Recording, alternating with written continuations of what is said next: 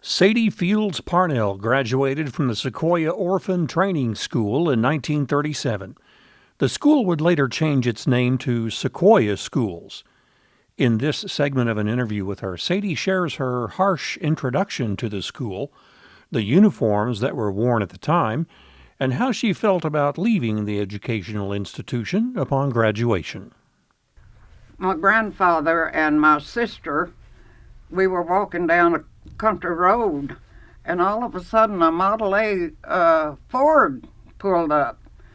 And the man got out of the Ford and talked to my grandfather for a long time. He told my grandpa how to bring us to the school, so we came in a wagon. We were more or less one of the first ones that were there that came in a wagon and a team. And then later that evening, more wagons, buggies, and then early that morning, everybody walked to the school to be enrolled. After we got enrolled, we couldn't come back with our grandfather. We had to stay at the school, and that broke my heart. That was the first time I'd ever been separated from my grandfather. So we stayed at the school. They bathed us, washed our hair, cut our hair, put new clothes on us, put new shoes. We were barefooted. Put new shoes on us and new clothes. And then Grandpa stayed until the next day we went to school. I cried the first day of school, sitting in the first row, and I got a spanking because I wouldn't quit crying. My sister sat behind me, and she kept punching me to shut up, and it made me cry that much harder. I could hardly wait till lunch. So lunchtime came, and the first thing I saw was Grandpa was clear across the campus at the old administration building. I ran just as hard and fast as I could to go to meet him, and I told him, I said, I don't want to stay here. I want to go home. He said, but you can't. I said, I want to go home.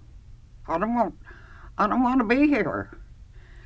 He said, but you have to be. And then they took us away to go eat lunch. And after lunch was over, he disappeared. And apparently he had gone home. Either that or he was hiding where we couldn't see him. And I cried for a solid week.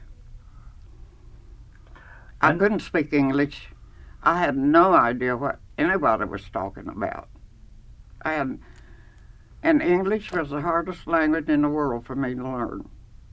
We wore navy blue pleated skirts, white midi blouses with red neckties for the little girls, and for the big girls that were from Cherokee Hall, they had the same thing, only they had black ties. And of course the boys wore overseas uniforms, just regular Army uniforms. There wasn't too many in my class. I think it evened out about 9 girls and 9 boys. Well, I grew up there, so there really wasn't anything that I didn't like about the school. I was very young when I first went to school there, and that's all I knew. I remember we had to leave school. I cried. That's the only home I knew. All my life I'd been sheltered at Sequoyah. And so I remember crying when we left the school.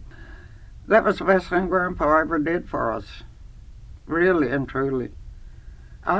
You have no idea how thankful I am for what education I got out there. It was a start. Because, as I said, that's the only place I knew. That was home.